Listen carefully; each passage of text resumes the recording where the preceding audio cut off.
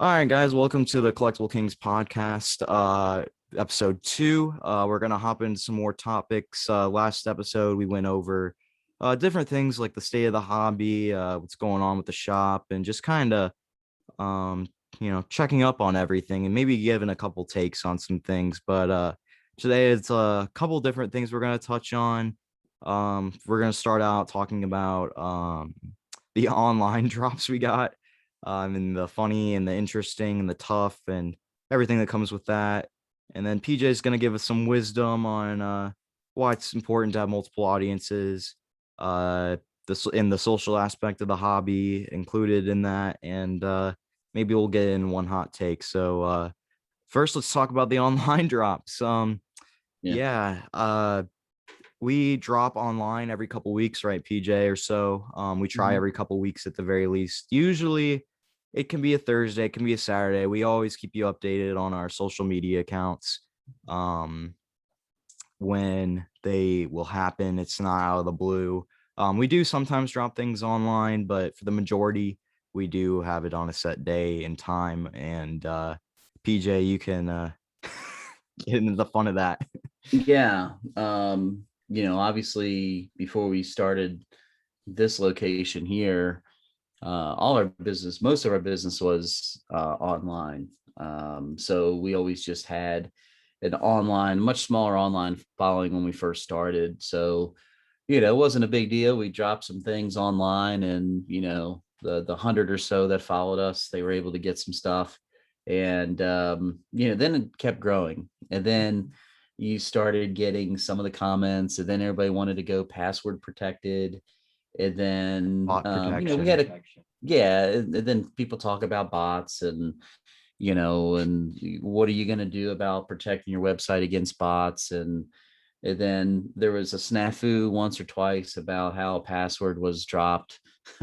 Oh gosh, that's interesting. We got And some. it was actually partially my fault because I was in a different time zone than one of our other partners that have their own podcast, Poke Dads. This is a shout out for them. If you're into Pokemon, great podcast. Go ahead and give them a listen. Subscribe to their podcast. But we got a partnership. We sponsor their podcast, and I was talking to them, and one of our earlier drops together. It's like, yeah, we'll be dropping this at X time. Well, I didn't think that they're in a different time zone. So I remember I was eating my dinner one night and I started seeing all these checkouts, and I'm like, what the heck is going on? So then real quick, I dropped my dropped my fork and I went on there and I released the password so everybody else can get it. So that was probably the biggest snafu of what we had. But the online drops, they are important. So I think we're going to talk about the necessity of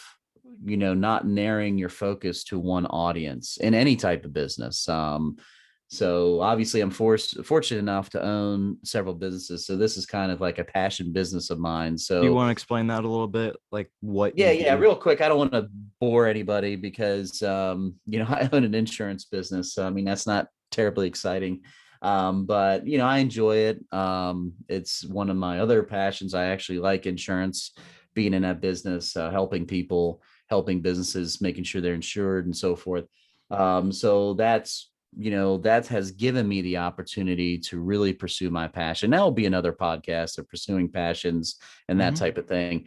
But it gives me the opportunity to do this. And then it also gives my wife the opportunity to pursue her passion of owning, a salon, day spa, and Medi Spa, all combined. So, very thankful for the insurance industry to allow us to, pursue what we like to do personally. So, what I've done is I've taken some of the business aspects that I've used in my other businesses and tried to apply it to the shop. So, a lot of shops, not saying it's wrong or right, a lot of shops, it's definitely a lot easier if they just focused on a local community. I think the issue with that is based on demographics too, is that we're not located in a metropolitan area, number one, but at the same time there's going to be either different levels of product availability locally, versus online, because I know folks in California, the big metropolitan areas, probably haven't seen any retail product on a shelf anywhere. Where the rural areas, you probably have an opportunity to find those items. So, we'll have stuff sit on a shelf here, maybe. Like a couple weeks ago, I was amazed. We had Hidden Fates um, tins in the store, and they actually lasted almost 3 days. Yeah, So the good thing about having the online audience that we had, all I did was I went into the Shopify app, flipped the switch for those online, things were gone. and yeah, in 20 seconds they were all sold. Hmm. So I know some of my partners questioned, like, hey, obviously it is easier, like if it's, you don't have to pack things up, you don't have to ship it and all that kind of stuff. But I was always a big believer in, I mean, our whole mantra is helping collectors everywhere getting product at affordable prices. Well, everywhere is not just Winchester, Virginia. So to me, I think it's very exciting to ship things to California, to ship things to Arkansas, to ship things to out of the country, Canada. Um, so if I know I'm helping a collector Hmm. get product at a fair price and they're sharing it on their stories, they're DMing me. I'm a big relationships person. So if I can help somebody out, Hmm. that is the whole premise of why we continue doing the online drop. Okay. Now, that being said, we have a pretty thick skin. So I Mm, can I guarantee you, you do. I can I guarantee you I had to be a that keyboard warrior a couple times. I'm not gonna I know, lie. and I have to say, hey, Chase, hold on a second. He did say that a And couple you're like, times. I deleted that comment. I deleted it. That's what you said. Well, to me, that's why I continue doing the drops. I mean, it's to ultimately help as many people as we can. And I know everything else, all the other issues are going to come along with it. And most shops would just say, you know what, I don't need to do online drops and catch the ridicule and everything. I'll just sell locally and that be the end of it. So, we like helping people, the sustainability of our business for the future of it as well. You got to be local, you got to be online. So we'll always do that. But now we can go into some of the difficulties and stories of some of the online Yeah, and drops. right before that, yeah, right before that, it does make me feel good. And I know PJ said it once. It makes me feel really good when we ship out a package and it says California, Texas, Kentucky, Michigan, Wyoming, whatever the case. It makes us feel really good because that means we're spreading and the Mhm. word and the goodness of what we're trying to do is spreading. Um, yeah, and that's I love that. But to get into the difficulties, oh boy, it's honestly making everybody happy, and we know we can't make everybody happy. And I know PJ runs the show, and I'm just here for the ride. And maybe I do a couple things like I do most, not all, of course, but I try to do most of our baseball in store. And of course, PJ does pick up things of baseball and stuff like that. But if somebody brings in something baseball related, like, and wants to sell it and PJ's not in store, I'm completely okay with buying. And PJ does trust me in that situation. And I know how to sort, I know how to price that stuff, et cetera, so on. But it's hard to please everyone. You won't in life. That's a good life lesson, and that's okay. Um, you know, um, I mean, PJ, you can get into this some more, like, because you're the Yeah, one that sees this firsthand what happens yeah. with our. I mean, online drops are difficult. They're difficult, and I'm usually gets it usually gets pretty hectic for me because it's almost an all day process for me to get the website ready with the product, to double check, triple check that I'm not dropping it early and that I actually have those items in stock, to make sure that the stock is correct, the inventory is correct, and to make sure that I'm not mistakenly activating the product prior to the drop and so forth. And also, I mean, last drop, somebody figured out the password, just guessed it Mhm. prior to the drop, and they ended up buying a bunch of stuff. Of course, I canceled all the orders, but that's kind of a pain to go through and cancel the orders and make sure that all the inventory got restocked. And then there's a lot to it. The shipping weight and everything of the products, and then just while you're doing this, you're getting probably 40 DMs about what's going to be on the drop tonight. What time's the drop going to be? And You know, it was is there getting any way so I can get bad. any, can you Yeah. get me something prior to the drop? Can you do this? And I'm all about helping people out. And there's been plenty of people that I've helped out that I know that have been good supporters of the Hmm. shop in the past through purchases or even just liking our page or commenting and so forth. You know, if you've reached out to me in the past, if there's something that I could have done, I've done it. Right. Now, hopefully I don't get a ton of DMs asking Hmm. for a whole bunch of hidden Will you be fates. my best friend? Will you be my I best know. friend? I know. So it's I wish I could help everybody. I mean, that's just kind of the mentality that I carry with me, is just trying to help the most people that I can. Hmm. And I think that's the difficult aspect of it, is just the work that it takes to get to that. And then the other thing is some of the items, if we restock, our Shopify actually has notify me when it's in stock on certain products. So people Hmm. sign up for those notifications. There's no way for me to not have that notification go out when I restock something. So as Hmm. soon as it gets restocked, you know, I get text messages, phone calls, Hmm. and DMs saying, hey, I'm trying to go on your website and buy this. And I'm like, it's for the drop. I mean, if it's a Hmm. restock of Hidden Fate TTBs, you can't call me up prior to a drop and buy it. That's just the way that it goes. So that is the difficulty of setting it up. Now, the other part of it, which I think is kind of humorous at the same time, but then sometimes, you know, you go through all those emotions like, man, if I can just reach through and just grab this guy that's commenting and shake him, I would. But then then you kind of laugh to yourself that people go crazy over not getting something. And I think it's funny. We're a small shop here in Virginia. And sometimes I just want to think what kind of realistic expectations people have. Like, Right. oh, it's sold out in 30 seconds. Well, if you've got 4,000 followers, and I can guarantee you that as soon as we release that password, 700 to 900 people jump on that website. I mean, how much product do you think we're really going to have? I mean, Right. and then they want to DM me, well, how many exactly ETBs did you have? I was like, why does it matter? We had it. uh, We sold out. Target, Walmart, they sell out in 30 seconds too. And they've got thousands of items on mhm. certain things. So, you know, that's the problem. And, you know, I guess if I'm kind of thinking about, you know, what I feel bad about is I do feel bad about some of the early people that followed me and supported us. They're having a lot tougher time trying to get items and so forth. But it is what it is. I'm not going to change. We're going to keep doing this every 2 weeks, every 2 to 3 weeks. So sometimes I kind of hold for 3 weeks because there's certain aspects of where Pokemon doesn't drop a lot in certain weeks. So it doesn't make sense for me to go online and drop 5 items. Right. So I actually think that this time period coming up is going to be a 3 week drop so we can build up some inventory, catch the chilling rain, any extra chilling rain items that we can put in with that too. So, you know, if we want to go into a couple of the funny comments, it's kind of you know, I'll tell people what a few things that, you know, I've dealt with. It is,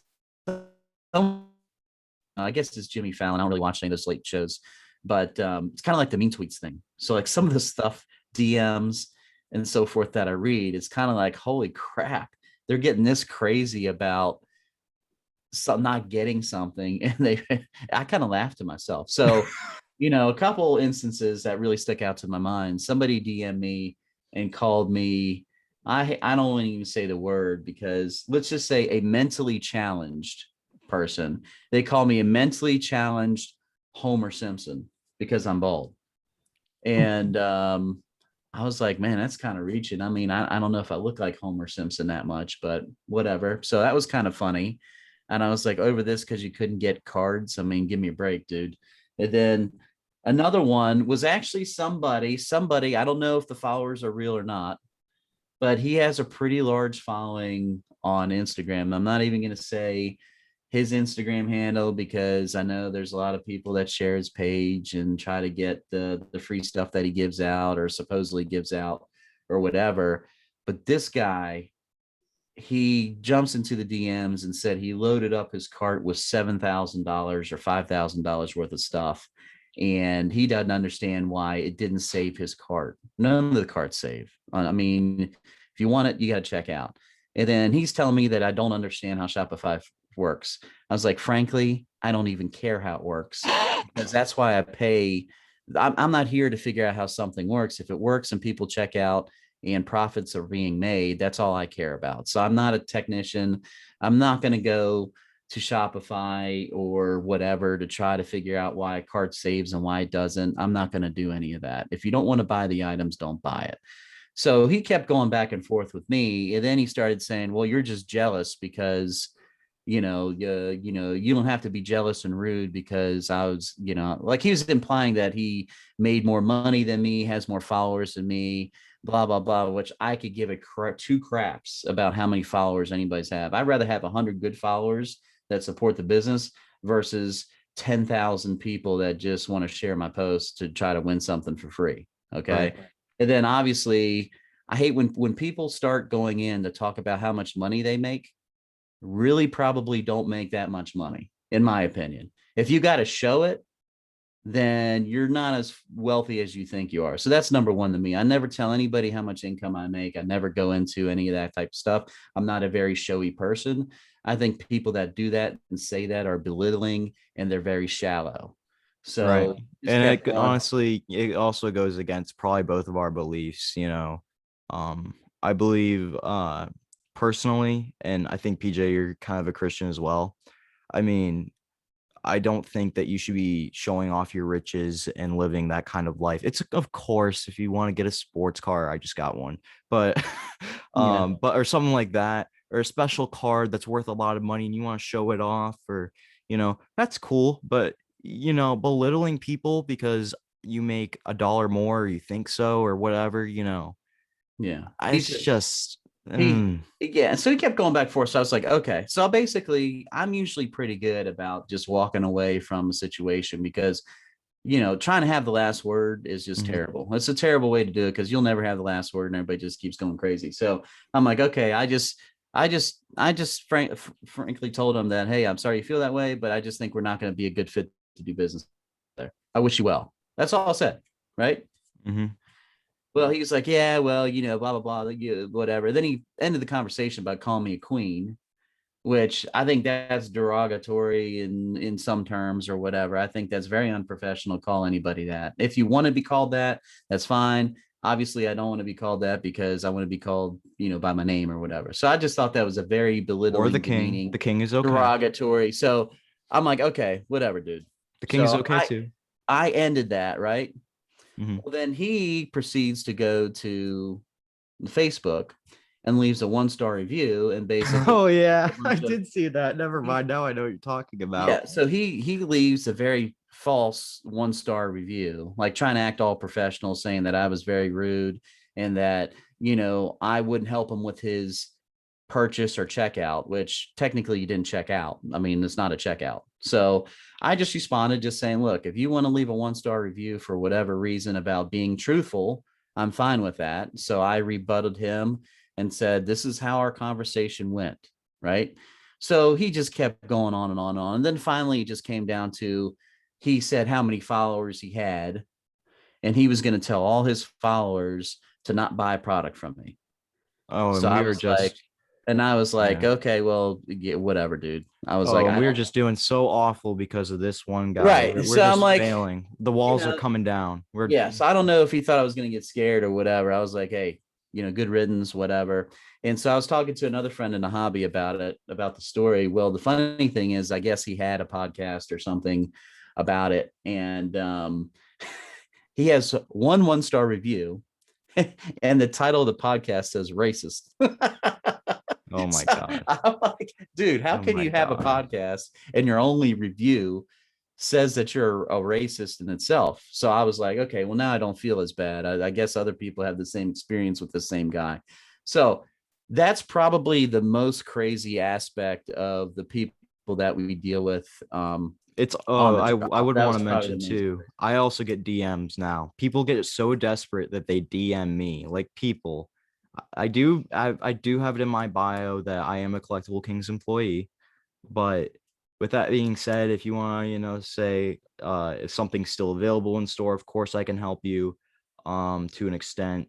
Um, but when people are like, hey, can you hold something for me? I'm like, oh gosh, people are trying to get me Yeah. fired. Like, you know, fired as a Yeah. friend, fired as an employee. I'm like, no, not, I can't do that, buddy. I was like, respectfully, I can't do anything special for you. So that's Yeah. another thing. Please don't try to use me. If you want to say, oh wow, it's cool, blah blah, but like, I do Yeah, my own because thing as well. Chase doesn't have any extra pull right now. I could tell because he even tried. I kind of hold him back from buying stuff too in the store. I'm like, He look, does. He does. what do I Occasionally say? he'll throw me a What I bone. say? He'll throw me a bone every now and then. Yeah. But I understand and I try my best. I mean, if it's something like, for example, this week we had like absolute baseball, like that's something that's not gonna fly off the shelves. Like if it's something like that, I don't mind. Like PJ doesn't mind whatsoever if I buy a box and nor do I. I don't mind it. It's something to try. But if it's like Prism basketball or something, he's not going to let me get a whole case of blasters, run home happy, and flip it for 10 times. No, that's not going to happen. I don't even want to do that. Because it makes me feel bad on the inside because we're trying to give back to the customers. If I can get a little bit of something that's popular, great. If not, I'm not going to cry about it and quit and swear up and down, but Just imagine how difficult my job is because not do I only have to hold back this, wait, 20, 21 year old. How old are you? told 21, 20. I'm 20, 20. I turned 20. 21 in I got to hold November. a 20-year-old back, and then I got to hold my 15-year-old and my 11-year-old Oh, you back think too. I'm So bad? I Those got three two. kids in the store that I'm trying to hold back from opening You select think prism and I'm bad everything. though, guys? Oh my gosh. I mean, Landon every night, but like Dylan, Yeah, oh Landon's my pretty like, gosh. okay, I can't have, but Dylan, he'll ask me like 5 times, like, can I A please buy day, something? and maybe five Yeah, times an hour. It's like, can I open this? yeah. Can I And open then I this? I'm give like, in. I oh do my give in. I'm like, all right, whatever. Just go ahead and do it or the whatever. But funniest thing is an all of that employee. being Yeah, the funniest thing is an yeah. employee is when you're doing like hard grown up work, like you're either preparing the website, you're inventorying things or whatever, and you're like, yeah, whatever, get out, Dylan. You're like, Yeah. you shoot. Like, yeah, whatever. Get out of here. Let me just do this. But all that being said, if we wrap up the whole online discussion, Mhm. at the end of the day, number one, it does help a lot of people. Number Mhm. two, I'm not gonna lie. I mean, we do make money. I mean, that's Of you course. keep the doors open, the lights on, and everything else. I mean, we make a good amount of money in probably 1 minute to 2 minutes. Right.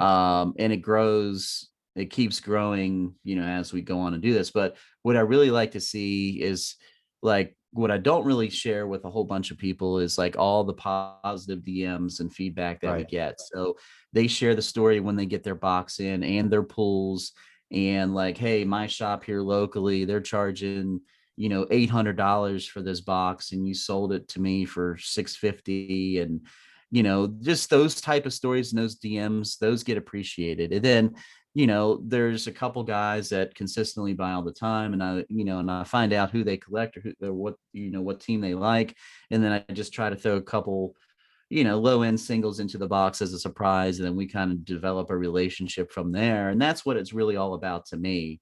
Is you guys, the 99% of you, I really enjoy. You guys support me. You guys share the page. You guys go to bat for us. I mean, there was when we first opened to a situation to where we didn't have as many Google reviews. I think we only had because like the first week we opened, so we only had 3 or 4 at the time. And then so some schmuck, which I'll call him a schmuck because he tried to say we repack products and blah Oh blah God. blah, which whatever.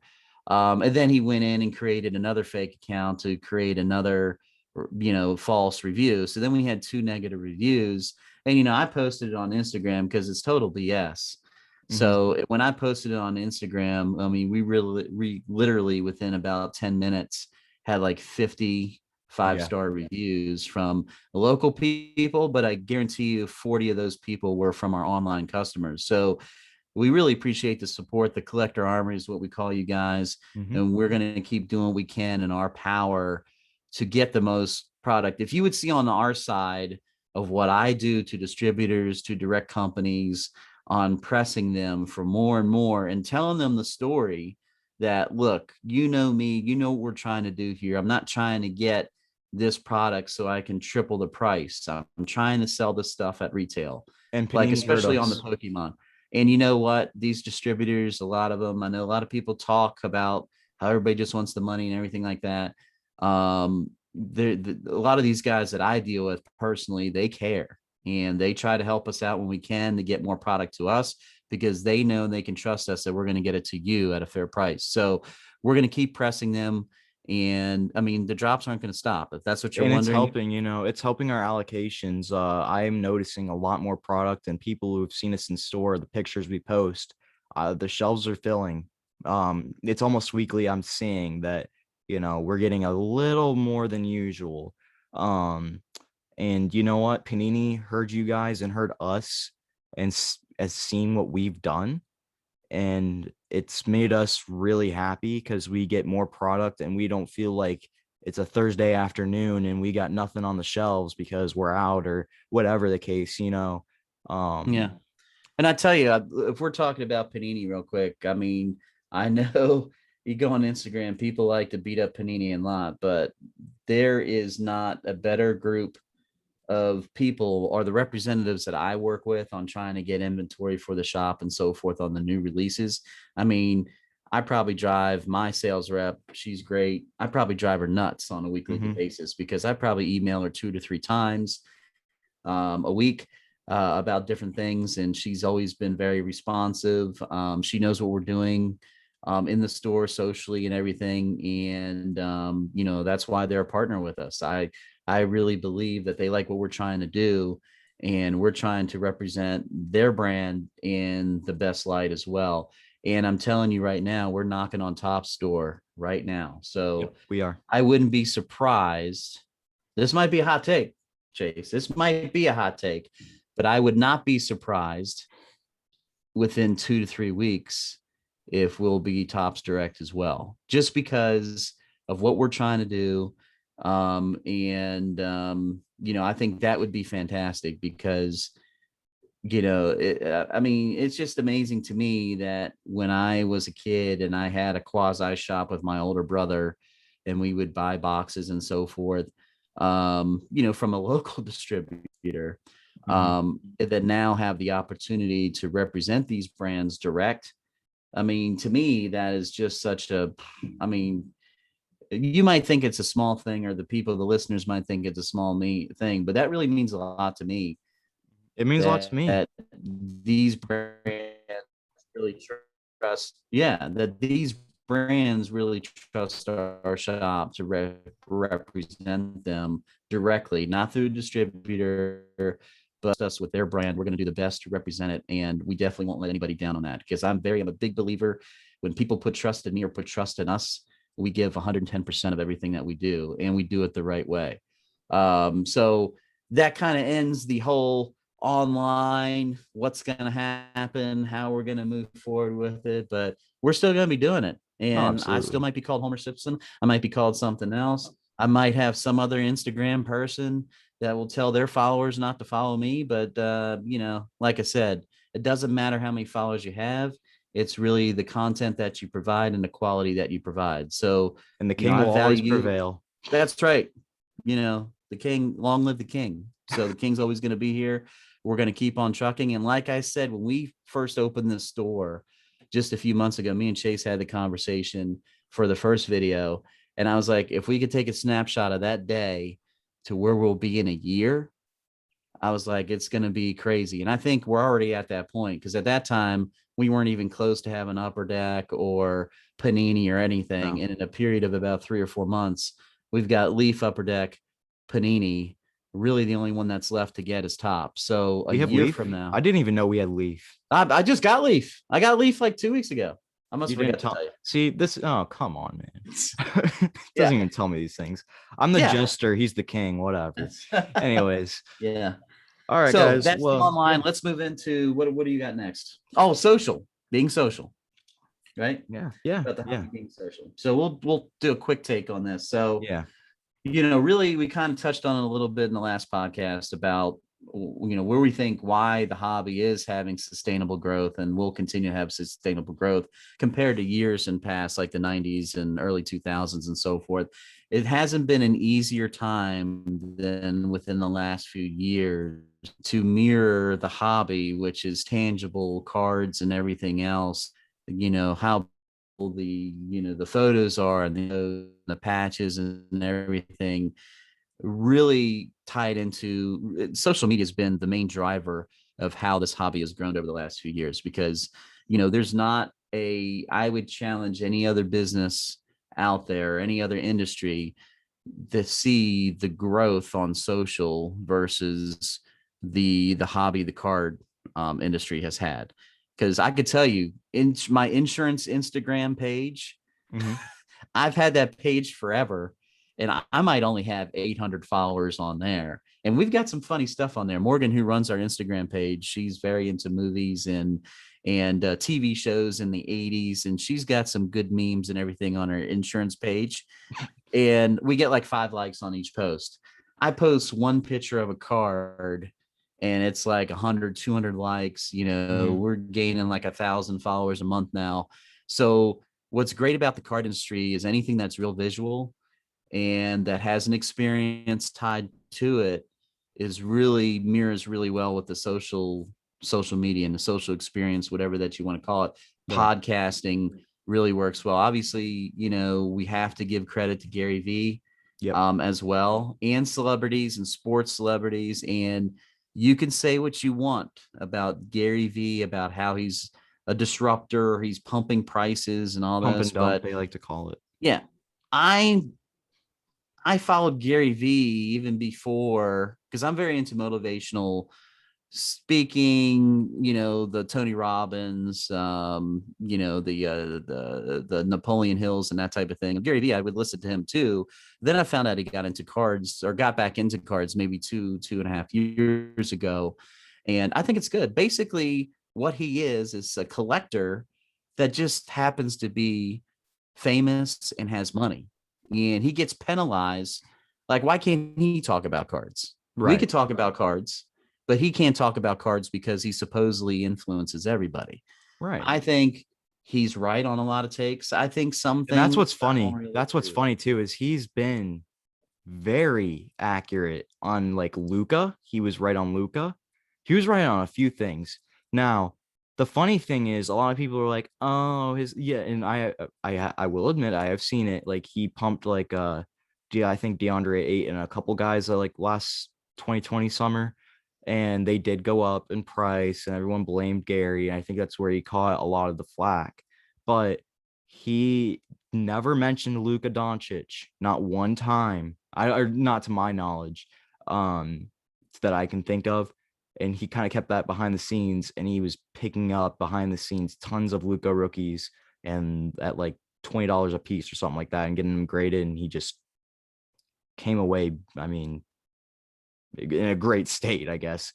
And Yeah. I don't even know if he's been selling them. I mean, there's a chance he has. I don't know. I mean, that's his discretion.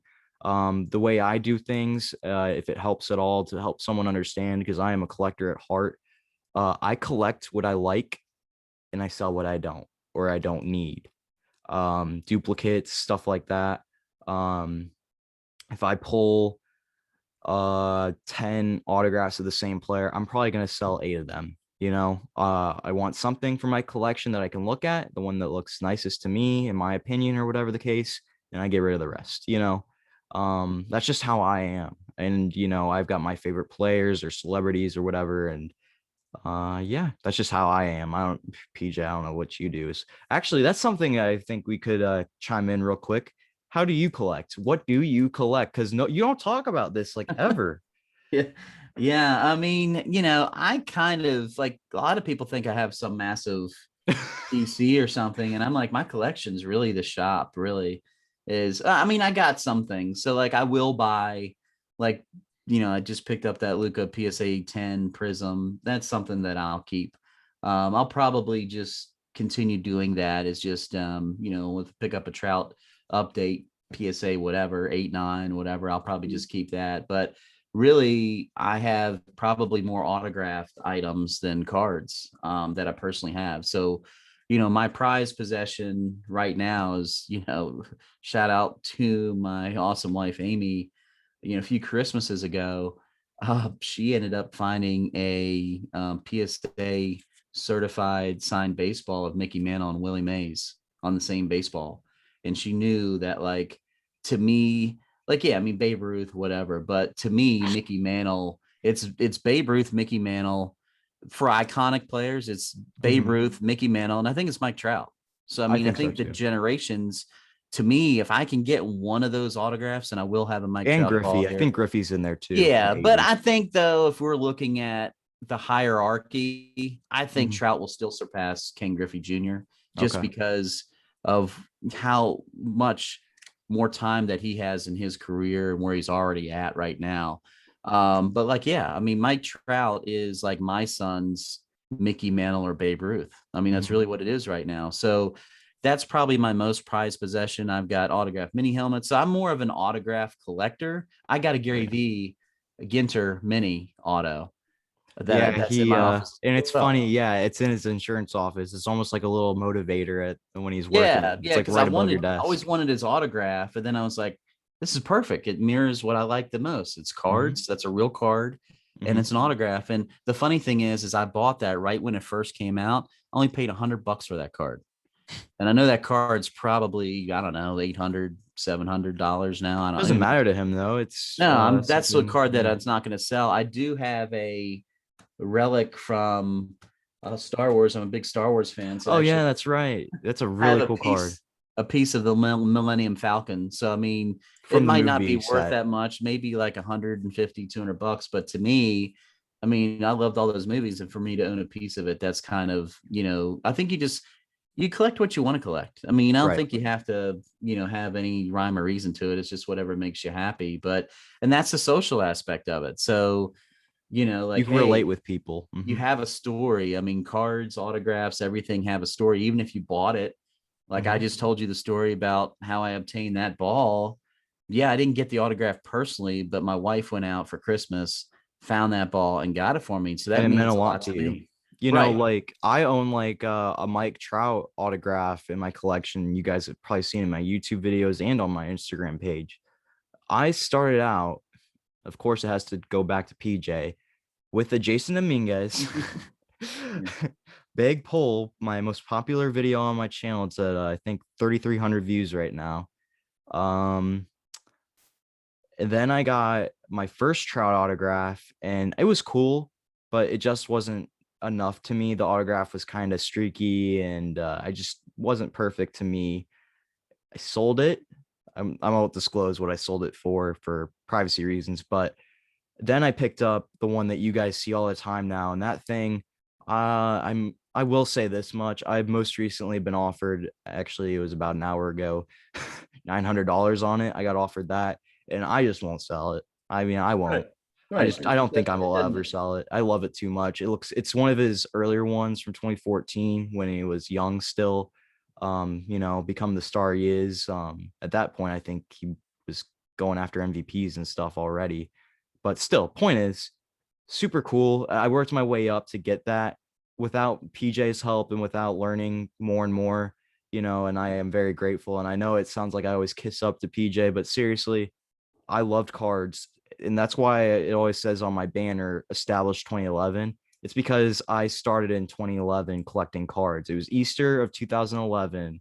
I got a box of 20. You haven't heard this, and I don't know if anyone else has heard this. 2011 Easter, I got a hanger box of 2011 Top Series 1, and I pulled, it was one in 171 packs. I found out later, hanger boxes. I pulled a Chris Volstad. That's a name you haven't heard of, probably. Mm. Autograph.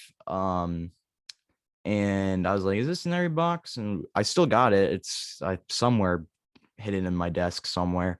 Um, but that piqued my interest, and I wanted to open packs, and I never got out of it. Of course, high school happens, and I never stepped away though. I mean, of course, you have like a week maybe or two where you just can't touch cards or really look at them, but then that happens to everybody. Like PJ's going on vacation, I think, at some point this summer. And I'm gonna have to, like, what I mean, like, we all have to take a breather from the hobby. I'm sure I'll go on vacation at some point. He's going on vacation at some point here. um we all have to take a breather, and that's okay. But I never stepped away, and PJ really, he reeled me in using his business practice. No. I just, I um really got into it, and I found money in it. I found even more fun than I was having before. And it's something that I think I'll always have as at the very least, a side hustle, even when I get older, in my 40s and so on and so forth. So, Yeah. It's a very social hobby. And that's why I just enjoy connecting with people, and the experience is what's to me. Like, to be honest, I mean, you wouldn't be here unless we connected on Instagram. nope. I And mean, it's really. hilarious. It's So, I so mean, we funny. could, I can't believe I ran into your page and it said Winchester, Virginia. And I was like, I did a double take. I was like, oh crap. So I think I DM'd you and we got to talking, and rest is history. So, yeah. So, I mean, that's proof. And then obviously, kids come into the store or something. Cause I remember when I was a kid and I would go into stores, and there'd be some good shops that I'd visited around the country on vacation when I was a kid. mhm, And it means a lot to kids. I think, if, like, to me, if I know somebody's collecting somebody, I mhm. mean, what's it to me if I'm going to give a kid like $1 Lamar Jackson or a $2, Mike Trout card? I mean, we Yeah. give Yeah. stuff to, especially to kids, like, hey, just have it. Just the other week, there was a kid that collected Pokemon. There's 2 Charizards in the case, and both of Mhm. them were $8 a piece. Right. And his dad said he only had $8. Which one did he want? I sold both of them, Yeah. for the $8. Because to me, I'm like, what's the $4, or the other $8 to me? It's nothing to me, but to him, that Yeah. creates the experience. And you know what? To be honest, I firmly believe you do that, there's somebody that's going to keep coming back, Right. because you're doing the right thing. When you do the right thing consistently, without trying to, because this is more into what the hobby is right now, and I think it's changing a little bit based on just the market.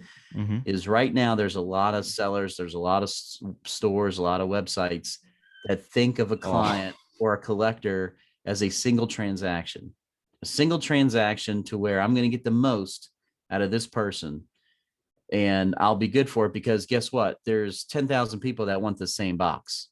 Okay. I don't think that way. I think, charging the fair price. I rather, because I come from the insurance industry, and the only way that we make money is renewals.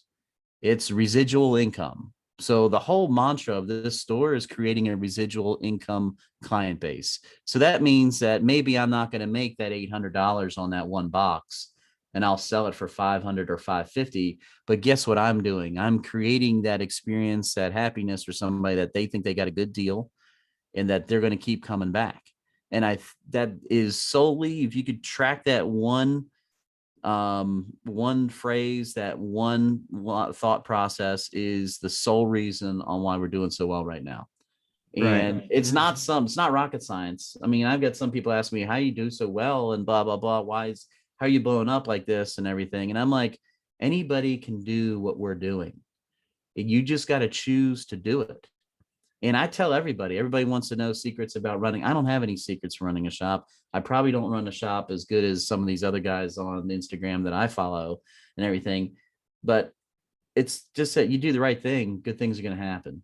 And when you Yeah. put the people first instead of the dollar, you're gonna make all the money you want. I mean, that's just in any business.